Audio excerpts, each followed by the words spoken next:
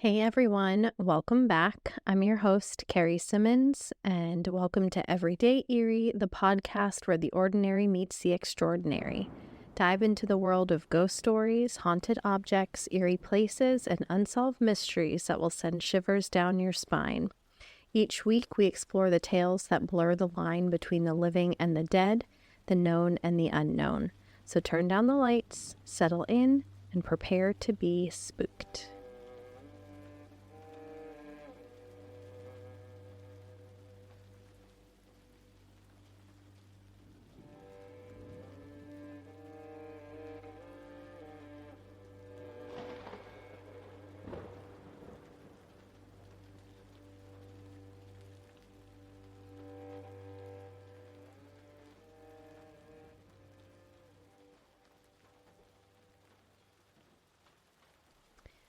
So today's theme is haunted objects, and we will be talking about the real story of the Annabelle doll. Now, I really enjoy horror movies. Some people think that those of us that like scary movies are weirdos, but if you know, you know. There's just something about being spooked by a movie that some of us just really enjoy. But I don't love when these horror movies are super cheesy or too far-fetched. I really like more of that realistic stuff, the stuff that makes you say, oh my God, this could really happen or has really happened, and that's terrifying.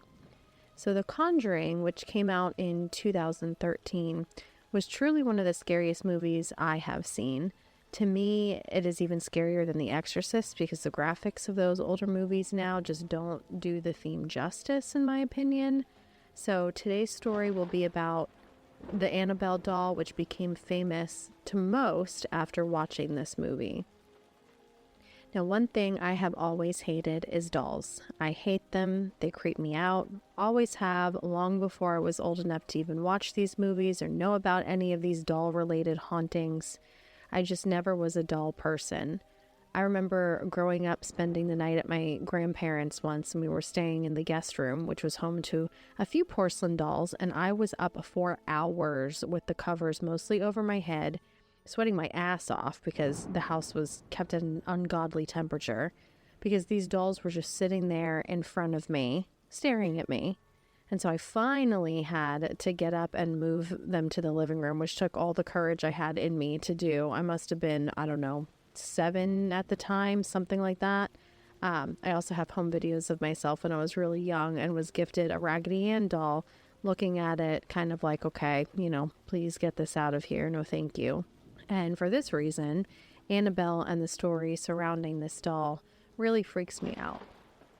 Now, the doll in The Conjuring looks more like a child-sized porcelain doll with a really creepy face. Obviously, Hollywood wanted to make it a little creepier looking, but the real Annabelle doll was nothing more than an ordinary Raggedy Ann doll. But this doll was anything but ordinary in the end. So the story begins in 1970 when a woman was browsing through a hobby or a secondhand store. She came across the doll and decided to buy it as a gift for her daughter, 28-year-old nursing student named Donna. Now, Donna lived in a small apartment with another fellow nursing student named Angie. Donna had now lightheartedly placed the doll on her bed, didn't think too much about it, until within days of receiving it, her and her roommate would notice very subtle movements in the doll. Like one minute, the doll was sitting with its legs outstretched, and the next, its legs would be crossed, or it would be lying on its side, or its arms would be crossed. The movements then began to appear to be more significant, like the doll would be found on the floor when it was placed on the bed, or it would seemingly move from the bedroom to the couch in the living room. On a few occasions, Donna had left the doll on the couch, only to find it back on her bed in her bedroom with the door closed. Angie herself would sometimes find the doll in a strange place, return it to Donna's room, and return to her own room to find the doll sitting outside her door. Now, I don't know about any of you, but I would never, ever buy or accept as a gift any doll from a hobby store or an antique store or a secondhand store. And if by some ridiculous chance I ever did, the second I even believed there was a possibility that I was noticing the doll moving on its own, like if I walked in and had to question, Were the doll's legs crossed before I left the room? That's it. That's a wrap. Get it out, get rid of it. I would be taking absolutely zero chances.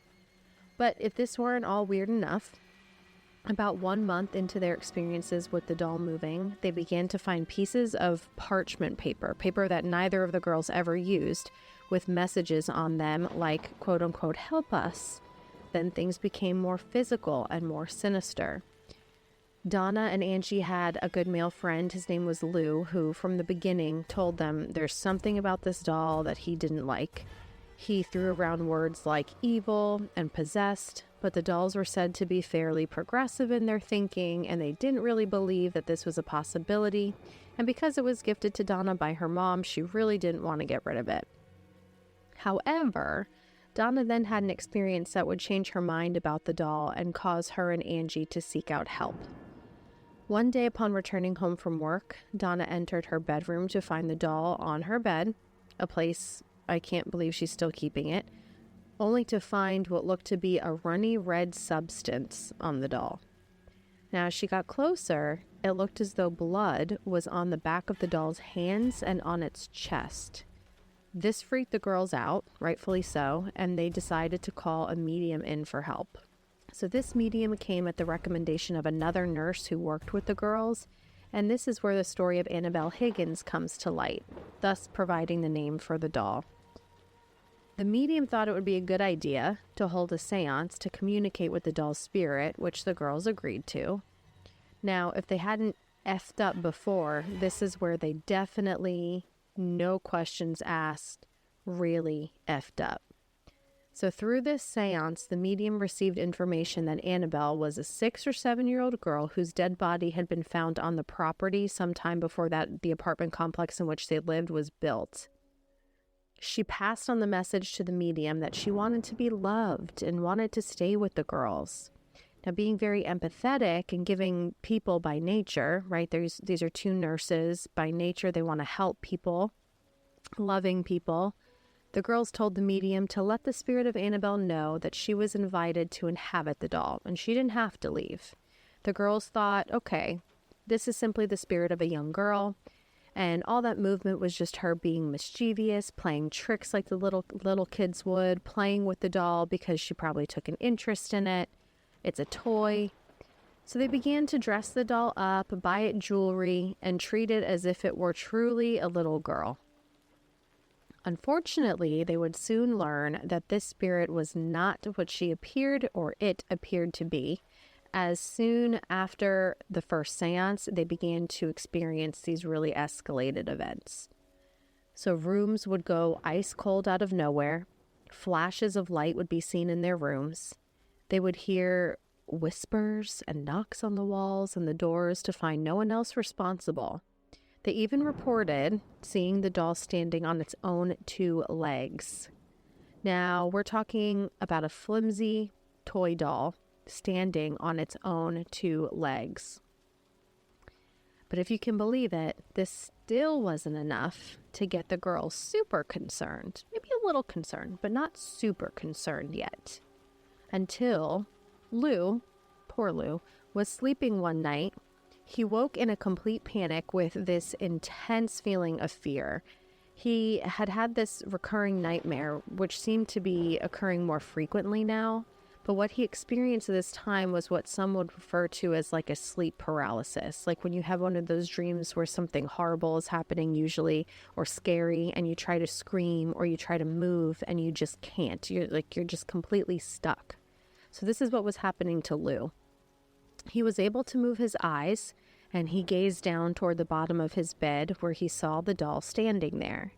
The doll started to creep up his legs until it was sitting on his chest.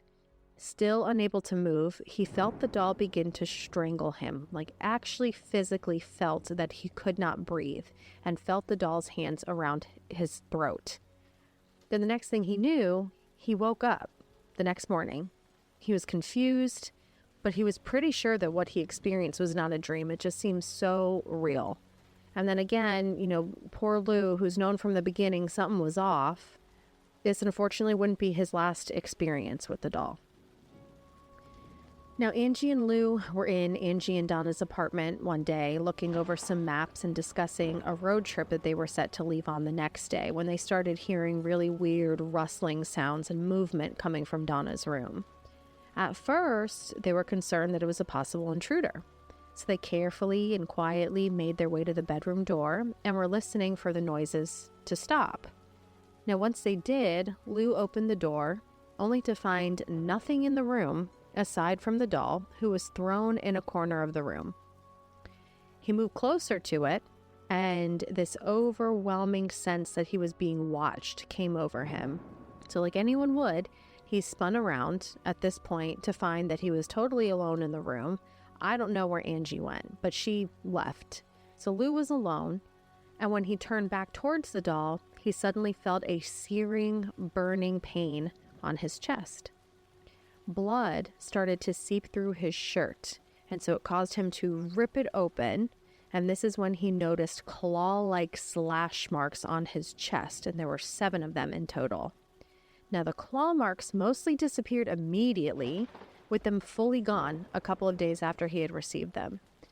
But at this time, too, pictures started to fall off the walls, furniture was moved across the room, and they started to hear loud pounding on the walls. Now, finally, after this incident, Donna was willing to believe that something more may be going on with the doll, and that's when they contacted an Episcopal priest named Father Hegan, who, upon hearing the story, believed it to be a more spiritual matter requiring a higher authority in the church. So he got in touch with another priest named Father Nolan, who contacted Ed and Lorraine Warren fairly immediately to make them aware of this situation. Now, in case some of you aren't familiar, Ed and Lorraine Warren were devout Catholics who worked closely with the church in their investigations, sort of like pioneers in the paranormal world at the time, as it related to investigations and things like that. Now, Ed was a self-taught demonologist. He was an author and a lecturer, while Lorraine was reported to be a clairvoyant and light trance medium. Now, the Warrens then decided to meet with Donna, Angie, and Lou at their apartment, and after hearing a more in-depth recount of the weird happenings, determined that this was not the spirit of a little girl. Now, yes, there was a young girl named Annabelle Higgins who did pass on the property. However, that was not the spirit they were dealing with. In fact, they were not dealing with a spirit at all, but something far more sinister. Ed and Lorraine Warren were firm believers that this doll was being manipulated by a demon, as God would not allow the spirit of a child to remain alone inhabiting a doll, and that spirits don't possess things, they possess people. Sometimes they manipulate things in order to get to the person it wants. The demon was responsible for moving the doll, manipulating its movements to gain attention and notice from the girls, which it succeeded at. And the séance made things worse, as this demon lied about who it was on purpose to maintain the girls' trust and empathy. And once given permission, the demon's plan was to continue to invoke fear and manipulation until it was able to possess Donna. The Warrens felt that if given another couple of weeks without intervention, the demon probably would have succeeded. The Warrens, with the priest who was versed in performing exorcisms, did in fact perform an exorcism on the 3 people, Donna, Angie, and Lou, as well as the apartment, with the traditional Episcopal blessing. Quote unquote, the Episcopal blessing of the home is a wordy 7-page document that is distinctly positive in nature. Rather than specifically expelling evil entities from the dwelling, the emphasis is instead directed toward filling the home with the power of the positive and of God. And that was a quote from Ed Warren. Now, once completed, and in order to keep any further phenomena from occurring, Ed and Lorraine Warren decided to remove the doll and take it back to their home, but reportedly chose against driving on the interstate just in case the demon was still inhabiting the doll. And it was a good thing they didn't. With the doll in the back seat, they reported feeling an intense amount of evil filling the car, with a hatred and an anger that they knew was directed towards both of them. Their suspicions proved correct when they decided against taking the interstate again, as they began having car problems. Now, at each moment that could incur the most damage, the car would suddenly swerve, the power steering and the brakes would fail, causing them to narrowly escape several accidents. It was so intense that Ed actually had to sprinkle holy water over the doll and make the sign of the cross over it to get to quote-unquote calm down. This was successful at keeping things calm, and they were able to return home without further incident. Now, at the Warrens' home, the doll began acting very similarly to how it was behaving when at Donna's, and that it would move from room to room without anyone physically doing this, and it was even seen at one point levitating off of Ed Warren's desk. Now, in true demon fashion, it showed a particular hatred for any member of the clergy. There was one example reported by the Warrens involving Father Jason Bradford, who was a Catholic exorcist who came to the Warrens and was intrigued by what he had heard about this doll. Supposedly, this guy thought it would be a smart idea to throw the doll across the room and say to it, "You're just a rag doll. You can't hurt anyone." The Warrens felt this was a very dangerous thing to say and worried about his safety on the drive home, so much so that Lorraine pleaded with him to call them when he had arrived at his destination safely. The phone call that she received from him later on relayed the unfortunate news that his brakes in his brand new car had failed at a very busy intersection, causing an accident that was near fatal for him when a tractor trailer nearly sheared off half of his car. Supposedly, many incidents similar to this one had occurred over the next few years, with another incident occurring when a detective came to their house. And this would happen often, as Lorraine would often assist in cases regarding murdered or missing children. The man requested to see the room in which they kept the many artifacts from various cases. And when the man returned from the room, this was a big guy, a police officer. He's seen some things. He works in homicide. I mean, he has seen the gruesome and the ugly and the bad, but he was visibly shaken. He didn't want to talk about what he had seen, but he was definitely visibly shaken. And this could be a coincidence or not, but he ended up quitting his job at the police department just a few months later.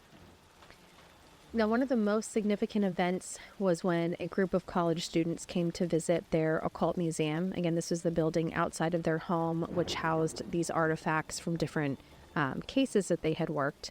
When this young guy starts to say that he doesn't believe in any of this, he doesn't think Annabelle can do anything, and he began to taunt the doll. He began to insist that the doll scratch him to prove that all of this was real, and he was laughing like it was all one big joke. Less than 3 hours later, that guy was in a motorcycle accident with his girlfriend, and he was instantly killed on impact.